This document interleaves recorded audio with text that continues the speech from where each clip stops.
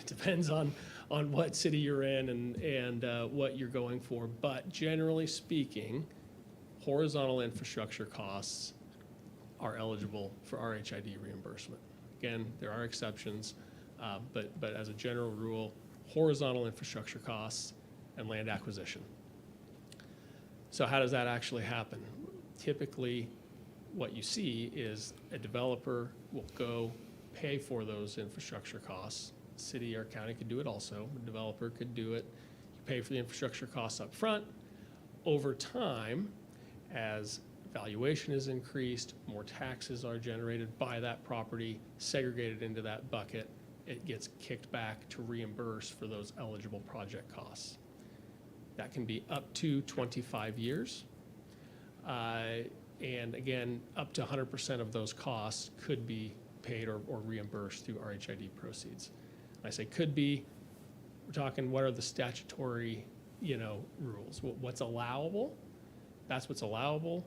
A governing body, a city, a county can make exceptions and say, well, we don't want to pay for streets, but sure, we'll pay for water, or vice versa. Or, we won't want to do 25 years, but we're willing to go 18 years. And so you have a lot of flexibility in there, but those are the outer limits on what you can pay for and how long you can have these districts in place. Districts would be in place then until the earlier of full reimbursement of approved project costs, or a 25-year maximum, or any other term of years that is set by a governing body. It's basically a three-step process to set up an RHID. Number one, you have to declare that you have a need for housing in the community and make certain findings, and you send that up to the Department of Commerce, and they approve or disapprove that finding. The reason for that is in a TIF district, which RHID is kind of born out of the TIF Act, Tax Increment Financing Act. It's the same tool using a tax increment, but it's separate for housing. Why is that? Well, it was really hard to create a TIF district on a greenfield site for a new housing development. TIF requires blight, it requires certain eligibility findings. It was really hard to make for a housing, and so this tool really wasn't that helpful for housing purposes. And so some folks got together and said, well, let's make eligibility for these housing projects easier. And so now the eligible criteria is make your findings, send it up to the Secretary of Commerce, and that's kind of the check. Say, okay, yeah, we'll say that's an eligible area and you can go ahead. Once you have that approval from Commerce, then you develop a proposed project plan, and you notify what the proposed area would be for that district. You provide notification to the school district, and you publish. So we'd have a resolution to call for a public hearing, set the public hearing for a date 30 to 70 days after that resolution, notify the applicable jurisdictions, send out the applicable mailings and publications, and then step 3 is you actually hold the public hearing and consider approval of an RHID. From that public hearing, there's a 30-day window in which, in this case, the school district has a veto option to take official action saying, we think this RHID district would have an adverse impact on us as a school district, and so we don't want to see it move forward. And if they do that, that's the end. Can't form the district, you repeal the resolution, and you move forward. Assuming there is no veto, again, at that point, base valuation is set, taxes continue to be collected on base, distributed to everybody pro rata, increment segregated, and used to pay project costs. Generally, there's always exceptions to everything. There are a couple mill levies that are generally not included in the increment and continue to be distributed, and that's a 20 mil school district levy that is collected by the school and then really passed on to the state. But assuming that that's the case, those revenues start getting segregated. So how does a third party, how does a developer access those? That's through a development agreement. So as part of that, process of formulating a project plan and approving that project plan. There's also a development agreement that would be drafted, sets forth the obligations of the developer in what they're required to construct as part of the project, and maybe timelines and other, certain things that would be important to the county. And in return for hitting those and meeting those obligations, they would gain access to reimbursement through those RHID fund revenues. A lot of words and quick, but that's kind of the overview of the process, and I'll stop there and see what questions you may have. Why would somebody go this route rather than doing, say, a specials on a development? Yeah, good question. So specials are going to be additional to your normal property taxes, right? You'll have your ad valorem taxes, and then you have special assessments, so in addition put on top of that to pay for streets, water, sewer, those type of public improvements. Here, for RHID, there's not an increase in what you would pay as a homeowner from an ad valorem perspective. You pay the same, it's just those ad valorems are segregated and can be used to pay those same costs. So the reason is, the theory is, I should say, it results in a lower cost to the homeowner. Rather than the developer having those costs borne solely by the homeowner as an addition to their taxes, it is, okay, homeowner, you don't have to pay any additional, but instead of these taxes being distributed pro rata, they're going to be used to pay off these infrastructure costs. And so theory is it makes housing more attainable by keeping costs down for infrastructure on a per house, per lot basis. Okay. It's a good question. Now, it's going to be less cost, and you said it could be upwards of 25 years. Is there any caps or any protections on that hold the tax valuation down or the taxes down on that? Or will they go up as the assessed values go up? Correct. They are taxed, and so the tax payment and assessment process is the same as it is for every other house. Okay. The difference is after it's paid, where does the money go? Instead of the money completely being split up between the county and the school and any other applicable taxing jurisdiction, that base valuation, that continues on, but that increment is kind of just set aside and then can be used to pay eligible project costs. So from a payment perspective for the homeowner, they won't pay any sort of different amount or see any difference in their appraisal process of any other homeowner. It's what happens to those taxes once they're paid. That's what the RHID program addresses and segregates and uses them in a different fashion. Okay. Thank you. Yeah, good questions. How many other counties have done this that you're aware of? Yeah, so obviously, cities are very much more active in this space because generally speaking, more developments occur in cities versus just in counties. We have worked with counties on other projects like this, but it's certainly a smaller number than the cities. Another reason, once you have that city mill levy on top of everything else, it becomes a more powerful incentive, right? Because you're dealing with a higher mill levy that can be captured if you have the mill levy of a city on top of the county, on top of the school district, versus just, a county and a school district. Okay. But yes, there are other counties that are active in the space, but it's not as many as cities. Okay. So I hear you right. The capturing agent of the RHED could be the municipality or the developer? So by statute, once RHID revenues are segregated, right? Mm-hmm. It's the county, in this case, it's the county's right to those funds. Okay, the county's got the right to the funds, and they have to use them on eligible costs. Okay. The development agreement is the vehicle by which a developer gains right to those funds, because they say, okay, here is how we, the county, will use this on a good and eligible cost. We'll enter into this development agreement. We'll take their good eligible costs to apply to these funds and pass them through. So yes, if a county wanted to set up one of these, or a city, and we have some cities that have kind of taken a look at this and say, hey, we'll put the infrastructure in, and then we'll be the ones to get paid back. Mm-hmm. more often it's, hey, developer, you put the infrastructure in and then you can get paid back through it. It can go either way. The county is initially in control of those funds. And so until it enters into some sort of contractual arrangement with a third party, they're the county funds to spend, but you have to spend them on good and eligible costs.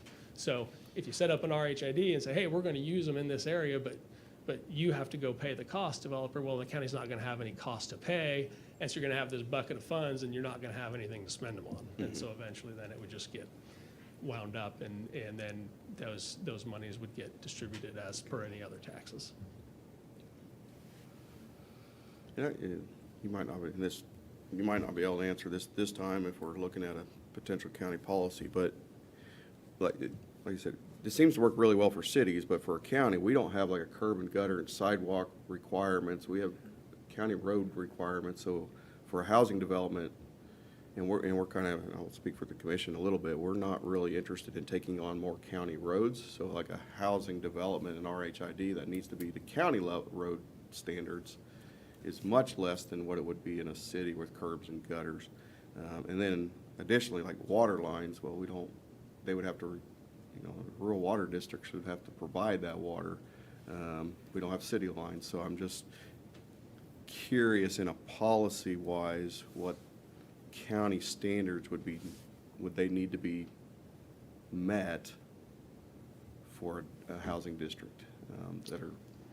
Yeah, and every jurisdiction has different standards that they're looking at. You're right. If it's not if you don't own the water lines, then they're going to have to be to the standards of the rural water district. But maybe it's a timing issue. We are looking for housing, and we want these houses to be built on this time frame, and so that's part of the development agreement or the program. It could be a minimum or maximum square footage if there's a certain target of housing that you're targeting. Lower costs also could mean that it would pay back quicker and you'd be able to turn off the program quicker. Lower costs also go into what I said about, it's also a lower mill levy, right? So it's a lower capture than if it's in a city. In a city, you're gonna have a higher capture because you're gonna have the city's mill levy included also. So lower cost here. There's also gonna be lower revenues coming in, and so those match up a little bit. So it really is unique to each kind of jurisdiction's need and what they are trying to promote and incentivize when we look at, what are the minimums, what are the maximums, what are the guardrails we want up to be able to participate in the program. We oftentimes see that jurisdictions don't have a formal policy on it because they say, we're always very interested in housing and we're willing to have the discussion on housing with whatever you want to bring to us. So it's not a requirement of the RHID Act that you have a formal policy or that you adopt a formal policy. Everything can be done on a one-off program or a project by project basis. Certainly you're very welcome to adopt a policy and utilize that as kind of guardrails and guideposts, like I said, as you get an application in and see, okay, does this fall within what we originally were intending to utilize the tool for? So it really is going to be dependent on, hey, what we really see here, what we really want to incentivize is X. And so if you want to do that, you can put that into a policy, or you can just tell the developer and negotiate developer, as you go, as these projects are presented.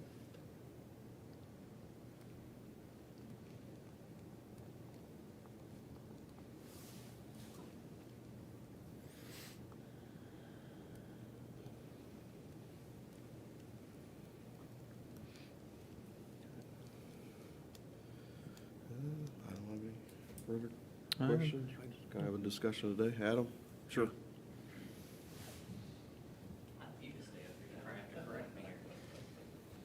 Adam Prey. We've built some houses east of NCK Tech, which was also an RHID. Are you guys familiar with that development, how that works? We had limited action in Yeah. that. I mean, we approved it because it was within the county. Yeah. So we were limited as the builder on what we could build a home for. It started at 225, and then the developers, Heartland Corporation, they upped it, the lot fee, so then our cost for homes, we couldn't build over a 235 price range. How we were able to build homes that cheap was the RHID. They didn't have any specials. So a couple points I wanted to make. The RHID allows us to build more affordable houses. When I say affordable, I know there's a lot of different opinions on what's affordable. For us, the cost is the same. What we make on a house, to build certain price range homes, the only way we can make a profit, we have to build many of them. So we'll build 4 or even 8 at a time, or else we'll just build a high-end home, and the profit margins, obviously the higher end the home, the more profit margins are when you build a home. So in Hayes, in general, we didn't build homes less than 200 or 300,000 for as long as I can remember until the development east of NCK Tech. So the other couple different points, if you look around Hayes as far as lots to build on, we don't have very many options. We're pretty well out of lots. There is a development going on that it'll be by the new fire station. I'm going to presume those houses are going to be 400,000 or more, maybe even more than that. So as far as affordable homes, the only other development we have is east of NCK Tech. You mentioned water lines, Michael. These are going to be all water wells. Yeah. So there will be no water lines. And then the sewer district is Big Creek Sewer District. The reason for the RHID is we have to put in a lift station. It could be north of 250,000. We've still got 3 different options. We're trying to figure out the best option, and that'll be governed by the Big Creek Sewer. So as far as cost to you, the road's already there. We'll have one finger with the cul-de-sac in, which we could even potentially do a private road, but there should be no cost to the county that I could foresee, because you're already maintaining the roads. You're just buying future income whenever the RHID is paid out, so. And that's all I got. So you are planning on putting another lift station in, and that's been discussed with Big Creek? Yes, Okay, and they're good with that? yes, yeah. Okay. Yeah, literally, if we get the RHID, this will work. If we don't, we won't be able to move forward. How many homes are you looking at? We'll have a total of 15 lots. 1 lot will be used for water retention. 1 lot, we did go to the neighbors, or we at least offered to the neighbors if anybody wanted to purchase lots, because we had some pushback there. So 1 neighbor is buying 1 lot, which we sell at our cost, and then 13 lots we're going to be building on.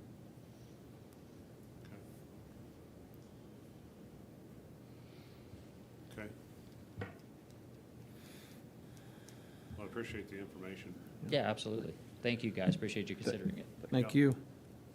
Without a formal policy, if we developed a formal policy, would that always then be where the commission uses that, or would that go to planning and zoning first, if, like for future RHID requests, would it then go to planning and zoning for approval, then to commission, or is that policy strictly regulated by the commission? As Dominic would say, it depends, because of the process. If it's already platted and approved through that of easements, right-of-ways, and the lots are already platted and is already zoned for development, it wouldn't necessarily have to go through the Planning and Zoning Committee. But if it's a whole new development northwest of town, they would have to be replatted, and that whole entire process would have to go through Planning and Zoning. And I think what Adam's looking at here is, it is residential, but it's not platted, correct, or already. Correct that. Should have stayed up here. We do have the plat done, we just haven't filed it. So it's ready to go. We literally are ready to move. This is our biggest hurdle. So if we get an RHID, we can proceed. If we can't, we'll probably still farm the land or do something different with it. So, like I say, it depends. Yeah. But you'll still have to file the plat, so there still Correct. is some information that will go through planning and zoning. Yeah, I'm a little, in a way, and this is just policy-wise, not this particular thing, but developing policy, I'm kind of a little torn between developing one or not, because when we were on the city, they had an RHID, it was very, very restrictive. So we ended up modifying it, and so much that we ended up removing basically all the restrictions. And so that's where but not having a policy, then you're also, so that if you put a policy into place, at least you have something to have some guardrails. Because without a policy, then it does become kind of these one-off requests, but then the one-off requests become contingent on whether that commission likes it or not, you know?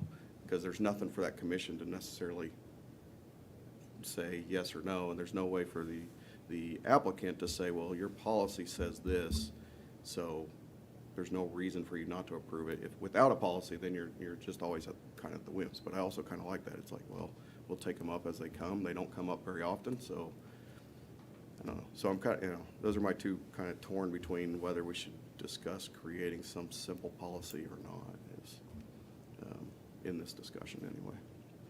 Because I've seen them very, very, very restrictive where it just doesn't get used at all, and then you're like, why do we have this policy?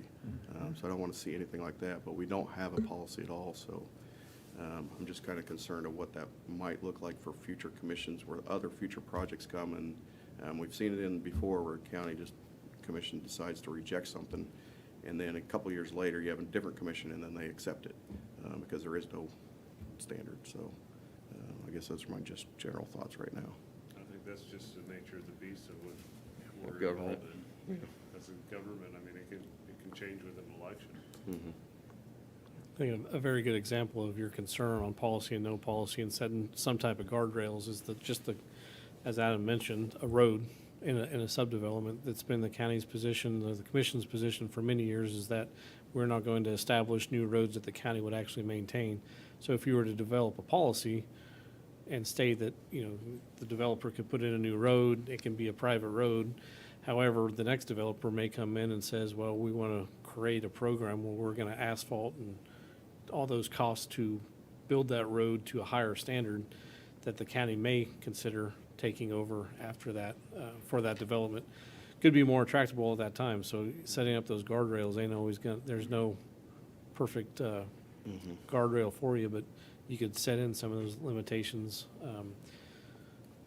within there, and it'll have to be adapted. Even if we did our best of intentions going through the process, working with Gilmore and Bell, going through this RHID process with Mr. Prey, we could create one, and after we're done, we'd probably have to reassess it just to see what we would need to change as the process proceeded and what you did or didn't like. And then after the next election, that could change. There's nothing we can do about that. I got a question for Dominic on this, if you don't mind stepping back up. In regards to the RHID, if one is approved, is it for a certain project, or can it be modified in future to possibly do a road improvement or something within that same district? Yeah, if it's within the same district, you can always make changes. When you approve the district, you're approving with it a development plan, and so that development plan is pretty generic typically, saying, hey, these are expecting to build, in this case, approximately 13 houses is what it would be, it sounds like, right? And then we're expecting to build, improvements, including a lift station and a road, and whether that's public or private. If you came back, later and said, hey, we want to amend this to also include, additional road improvements, or we didn't approve the water the first time, we want to approve the water, we can come in later and do that. The development agreement, again, would also be, tied to that plan, and so we'd probably approve both documents at the same time. If for some reason, you approve a development plan and you've got it on that piece of property, and for whatever reason, Mr. Prey says, we're so busy we can't do that anymore, but we found somebody else to take it over. We could transfer those obligations to a new developer or something of that nature. So yes, there's some flexibility there. It just requires additional action of the governing body. Okay, thank you. And I'm gonna get back on the lift station deal again. Is there some assistance out there for that also? Some additional funding? I believe there is. So has that been researched yet as far as anything?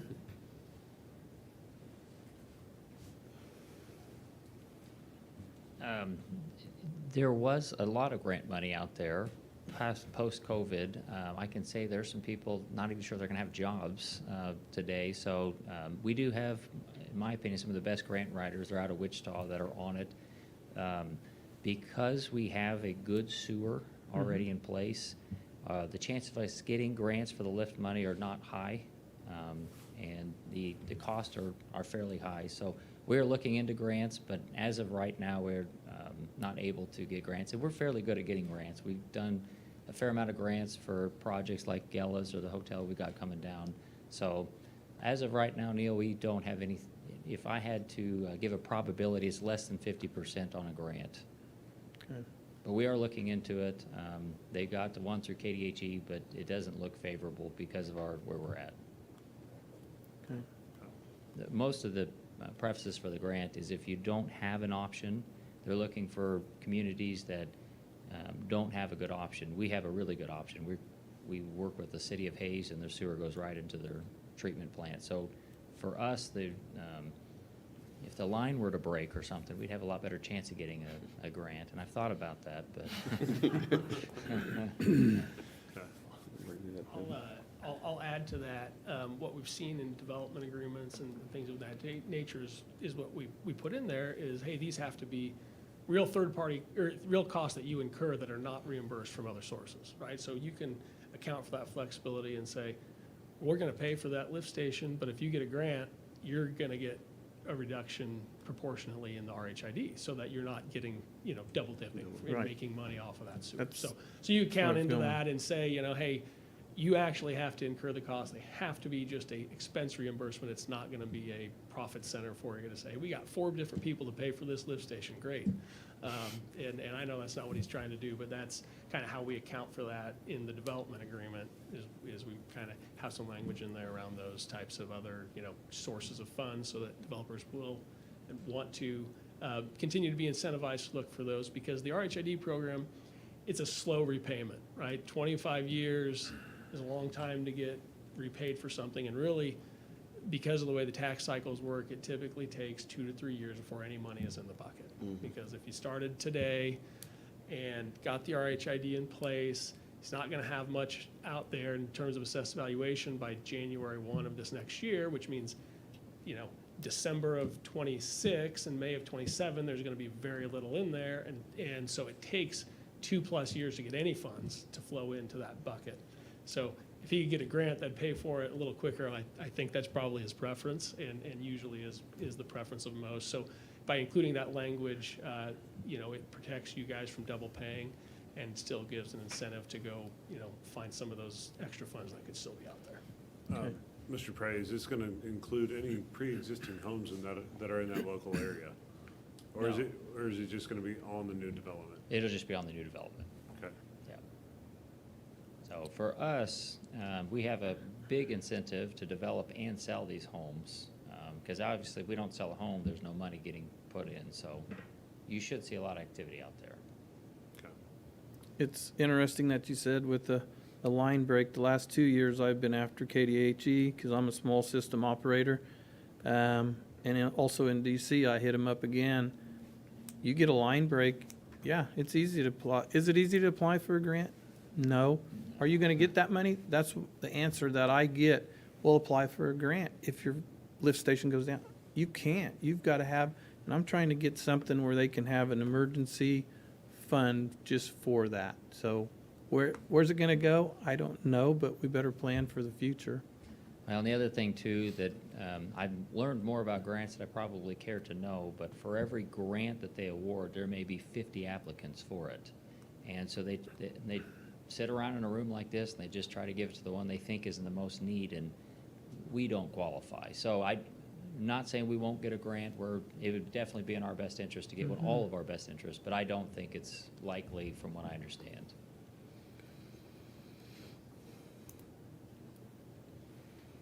Thanks, Very guys. good. Thank you. Again, thank you. We'll have some future discussion on RHIDs here.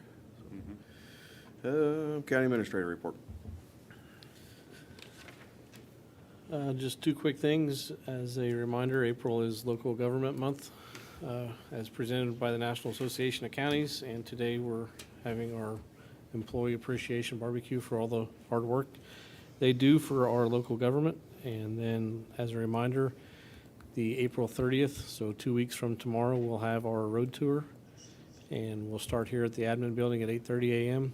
And Mayor McDaniels this morning confirmed we'll go to Ellis first and meet with them in regards to the bridge on 10th Street over there. So that's all I have. You? Not a whole lot, because we were out of the state, so did go to DC with the Western Kansas congressional delegation. I did make it out to the new Regal, I'm gonna say classroom at the Fort Hayes. I had no idea there was anything like that in our community, but it's pretty neat how they had an animal and basically x-rayed it and could use target on the heart, target on the bones. But that was pretty neat for our community. It's well overdue, and most of the people that were there said the same thing. So that will hopefully boost our kids that go to, or our adults that go to Fort Hayes. Also, I'd like to thank everybody that did actually support a lot of our Knights of Columbus fish fries. That's what it's all about. There was good turnout on all of them that I went to, and with that being said, everybody have a happy Easter. That's all I have. I'd just like to thank everybody that went along with us to DC with the Western Kansas delegation. I think we had some impact up there. I hope we had some impact up there. So that's all I have. Look forward to seeing all the employees this afternoon. Very good. Then I went to the Hayes High Trap Shoot. They had a little fundraiser on Saturday, a meal and an auction, part of a gun auction they had there, so I attended that. And then as well, went to the Washington, D.C. I want to personally thank Sarah Wassinger in particular for all her efforts over the last few months to coordinate everything and put everything together, get us all basically there, scheduled to meet with our representatives. We met with Tracy Mann, Senator Marshall, and Moran, and she coordinated all those things and got us where we needed to be at all times. So I'm very thankful for her efforts. In addition, I thanks Ellis County, City of Hayes, Grow Hayes, who else went? High Plains Mental Health, Hayes Med, Sheriff's Department. I felt like we made a little bit of an impression just because we took about 20 of us. Dodge, Garden, Liberal, and Great Bend were also part of it, but our contingency was as large as all of them combined. And I think we really put some notice on local issues to our federal people. There's always federal issues that take up the national headlines, but we took our local issues with water, health care, both physical and mental, to our national representatives and let them know those are the issues that are important to us locally. So I think it was a very impactful and important trip for all of us. So I appreciate everybody that went. And again, Sarah Wassinger for her efforts putting it together. With that, we've got an executive session.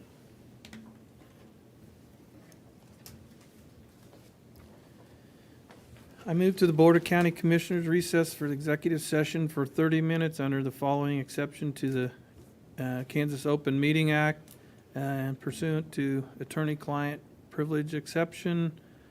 The subject to be discussed during this executive session is financial counseling.